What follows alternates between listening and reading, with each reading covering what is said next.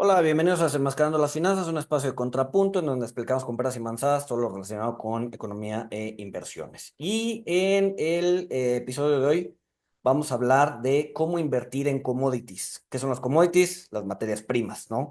En esencia, una materia prima es un bien básico que puede ser comerciado y que es intercambiable por otro bien del mismo tipo, ¿no? Para que sea un commodity la calidad del producto debe ser bastante estandarizado. Puede diferir ligeramente entre los distintos proveedores del producto, pero esencialmente deben ser productos uniformes, ¿no? Podemos hablar de dos tipos de commodities, las materias primas duras, las materias primas suaves. Las materias primas duras son lo que se refiere a minería, petróleo, energía, mientras que las materias primas suaves se refieren más a temas agrícolas y pecuarios, ¿no? Eh, um, Hay dos tipos de inversión, ¿no? Se puede invertir en materias primas desde o con dos mentalidades, ¿no? A nivel general. Cobertura, ¿no? Para aquellos que son productores o consumidores y quieren cubrirse en los movimientos del precio de estas materias primas. O bien especulación, ¿no? Aquel trader o inversionista que espera que dicha materia o que alguna materia sube o baje, pues puede tener exposición a estas materias sin necesidad de que necesite la materia prima subyacente, ¿no? El maíz, por ejemplo, pues yo qué voy a hacer con una tonelada de maíz en la puerta de mi casa, ¿no? Yo como inversionista, pues igual y solamente quiero tener materias primas o esa exposición a materia prima porque creo que el maíz podría subir por X o Y razón, ¿no? Un ejemplo de cobertura es una historia, por ejemplo, de Rey Dalio, que me parece muy buena, en los 70s y 80s, en donde pues, McDonald's no podía tener productos de pollo, porque el pollo era bastante volátil, ¿no? Entonces, por ejemplo, los nuggets de pollo, pues no existían en McDonald's antes de que Rey Dalio llegara y les hiciera la siguiente propuesta. Lo que decía Rey Dalio es, a ver, tampoco había un mercado de cobertura de pollo, ¿no? Entonces Rey Dalio tenía su consultoría y tenía como cliente a McDonald's y también tenía como cliente a un productor de pollo. Entonces, lo que él conectó fue decir, a ver, mira, tú McDonald's lo que necesitas es estabilidad en el precio y tú productor de pollos pues también necesitas cierta estabilidad del precio. ¿Por qué no se ponen de acuerdo?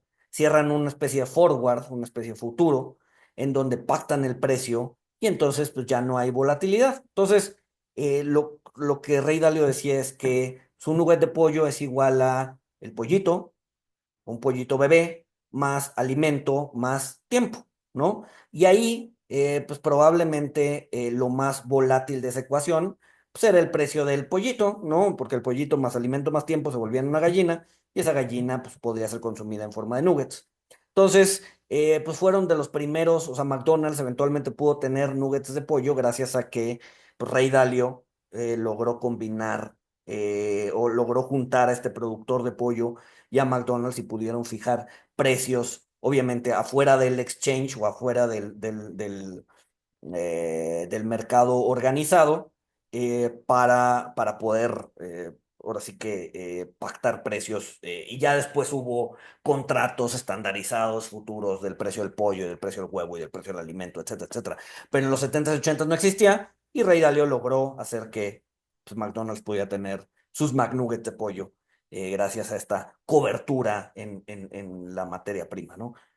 Un ejemplo de especulación es, por ejemplo, la razón cobre entre oro, ¿no? Y a ver, les comparto, ¿no? Esta razón cobre entre oro, ¿no? El precio del cobre entre el precio del oro, se utiliza como play para exponerse a una recuperación económica y, dado que hay una recuperación económica, una posible subida de tasas de interés, ¿no? Entonces, lo que vemos aquí es justamente cobre entre oro en blanco y vemos cómo tiene una correlación bastante fuerte con la tasa de 10 años en Estados Unidos, ¿no? Entonces, generalmente cuando hay una recuperación económica, las tasas tienden a subir y por lo tanto, pues esta relación cobre entre oro pues, tiende a subir también, ¿no? Entonces, si el inversionista está especulando que puede llegar a haber una recuperación económica importante o bien que las tasas pueden subir, entonces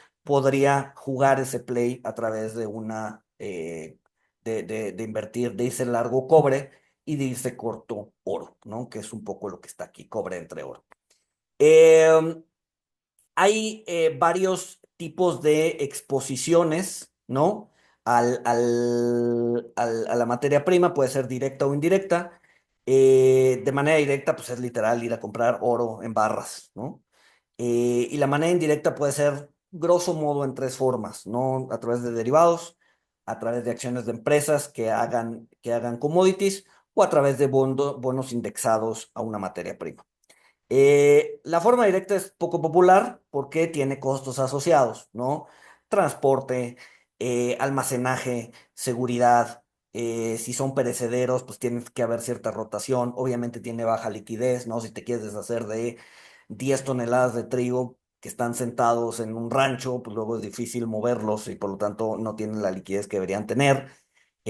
Obviamente el costo de transporte, el costo de almacenaje, el costo o sea, si estás almacenando barras de oro, pues tienes que tener seguridad y pues eso tiene un costo asociado, ¿no? Entonces no es muy común utilizar, a ver, salvo que vayas a usar el commodity, ¿no? Por ejemplo, Bimbo, que pues, sí necesita trigo para sus panes, pues obviamente ellos sí tienen que tener un almacenaje físico, ¿no? Una inversión en directo de la materia prima, pero si eres un inversionista, pues no necesariamente. La otra forma es la manera indirecta, ¿no? Y vamos a empezar la forma más común son los derivados a través de futuros, ¿no? Futuros que generalmente también vienen empaquetados en ETFs, ¿no? Por si recuerdan el episodio de ETFs, si no lo recuerdan, más bien vayan a verlo. Eh, um, y generalmente el rendimiento viene de tres partes. Uno pensaría que cuando invierte en un ETF o en un futuro, solamente estás expuesto al movimiento del precio, ¿no? Si el trigo sube, entonces tú tienes un rendimiento, si el trigo baja, entonces tienes un rendimiento negativo. Pero en realidad tiene tres elementos cuando inviertes en un commodity a través de futuros. Obviamente el precio, que es el rendimiento más importante, el colateral y el rollover, ¿no? Déjenme explico, ¿no? El precio es a ver, y aquí pueden ver cómo se ha comportado históricamente, ¿no? Aquí vemos los tres formas de yield o de rendimiento al invertir en futuros de commodities. El retorno, ¿no? Que obviamente es volátil, ¿no? Porque el precio del commodity va a subir y bajar, ¿no? Y es a lo que te quieres exponer, pero luego tienes otros dos yields que no necesariamente son las que te quieres exponer, pero que vas a tener que estar expuesto sí o sí. El colateral, ¿no? Cuando inviertes en un commodity, digo, cuando inviertes en un futuro, tienes que tener una cuenta de margen. Esa cuenta de margen tiene que estar colateralizada, ¿no? Es decir, es dinero en un cajón por si el precio del futuro se mueve en tu contra, que la bolsa de valores se pueda cobrar para que no haya un default, digamos. Pero generalmente ese colateral está invertido en treasuries, ¿no? Entonces, cuando el treasury estaba en cero, pues, obviamente no tenías un yield de colateral por invertir en este tipo de cosas, pero ahorita que el yield está en 4,5, entonces, pues el colateral que está invertido en el futuro, pues también te da un rendimiento positivo, independientemente del precio de la materia prima, ¿no? Entonces, ese es, digamos que la segunda. Y el tercero es el rollover. Es decir, los futuros tienen vencimientos y los tienes que ir, pues sí, haciendo rollover, los tienes que ir, o sea, vencen y tienes que comprar otro y tienes que comprar otro. Entonces, aquí, bueno, si se fijan, el precio de la materia prima, pues es volátil, a veces puede subir, a veces puede bajar. El precio del colateral generalmente siempre es positivo. ¿Por qué? Porque el colateral te va a estar dando una tasa positiva, la tasa del treasury. Y el rollover también a veces es positivo y a veces es negativo. ¿De qué depende? De cómo esté la curva de precios y futuros de precios en el mercado de futuros, ¿no? Hay dos formas en las que puede estar. En contango, ¿no? Es un término que se utiliza cuando inviertes en futuros. Contango, que es en esencia que el precio del futuro está por encima del precio spot, es decir, del precio en el que está hoy. Generalmente esto ocurre cuando la materia o cuando el precio de la materia prima es volátil, es alto y es no perecedero, ¿no? Generalmente la curva, o sea, es decir, el futuro está más caro que el precio de hoy y generalmente eso te disminuye el yield porque hoy te regresan algo y tienes que comprarlo más caro para hacer ese rollover. Entonces el contango, si la curva de futuro está en contango, entonces te disminuye el yield. Y luego tienes el otro lado de la moneda, que es el backwardation, ¿no? Que eso te aumenta el yield y es en esencia que la curva o el precio del futuro está por debajo del precio spot. Es decir, hoy te vence aquí y lo tienes que renovar a un precio menor y por lo tanto tienes un yield positivo. Generalmente eso sucede cuando el precio de la materia prima es bajo y volátil y además, cuando estás tratando con perecederos. ¿Mm? Entonces tienes esos tres, ¿no? Cuando inviertes en derivados, en futuros de materias primas, el precio del maíz, el rendimiento del colateral, que generalmente es positivo, y el rendimiento del rollover, que puede ser positivo o negativo, dependiendo de si la curva está en contango, ahí te quitan yield, o en backwardation, que ahí te aumenta el yield. Beneficios, pues es un buen diversificador, ¿no? Y lo vemos acá también en esta slide. Vemos cómo se comporta los distintos, digamos que los distintos, eh, pues sí, materias primas, ¿no? Aquí particularmente son materias primas duras, pues traen un rendimiento una correlación negativa contra otros activos, contra el Dow Jones, contra el Nikkei, contra el S&P. Vemos que traen correlaciones negativas y por lo tanto son un buen diversificador. Tienen alta liquidez, digo, son futuros. Puedes fragmentar el mercado, es decir, te puedes exponer a materias primas agrícolas o bien a materias primas, o sea, dentro del mundo agrícola, a granos de este tipo o puedes maíz de este tipo muy particular. Entonces puedes granular el mercado a placer. Y los rendimientos son históricamente atractivos, ¿no? Em, Riesgos no generan flujo, ¿no? Generalmente el invertir en commodities no te genera un flujo. Están ligados a riesgos geopolíticos, ¿no? El precio del petróleo, por ejemplo, está ligado a riesgos geopolíticos o a riesgos de naturales, ¿no? Por ejemplo, temas de sequía en algún lado del mundo, pues te puede aumentar, o un aumento de lluvias bien importante, te puede aumentar o disminuir el precio de un producto agrícola, ¿no? Riesgos operativos y obviamente riesgos de mercado, ¿no? Entonces, esa es la forma más sencilla de exponerse a commodities, a través de futuros, a través de ETFs que invierten en futuros.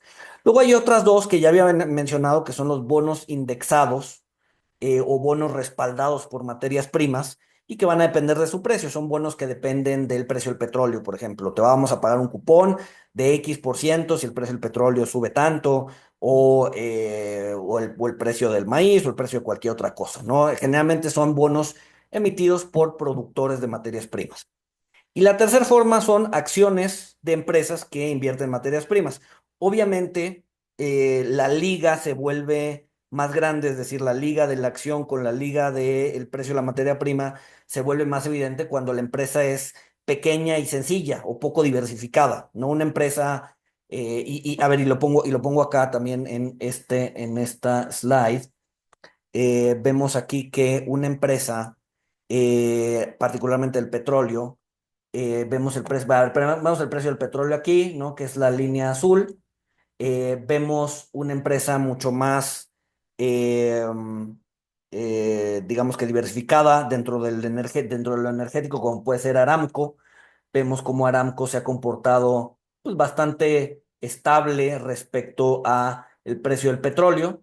Pero luego tienes empresas como COS, que es una empresa chiquita, petrolera, y que tiene mucho más correlación, ¿no? Aquí vemos que el precio baja, COS baja, precio sube, COS sube. Tiene una correlación mucho más importante con el precio del petróleo, porque es una empresa simple, es una empresa pequeña, es una empresa sencilla, pues obviamente tiene mucho más correlación con el precio del petróleo.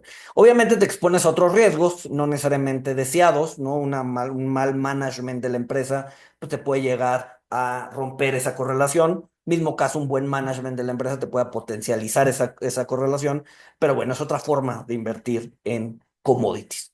Entonces, bueno, esas son las tres formas más sencillas de invertir en commodities. Y pues bueno, si hay algún tema como el contango o el backwardation que no llegó, que no quedó claro, coméntalo y con gusto lo explico en otro video. Pues bueno, si te gustó, suscríbete, comenta, dale like, comparte y nos escuchamos el siguiente jueves. Saludos.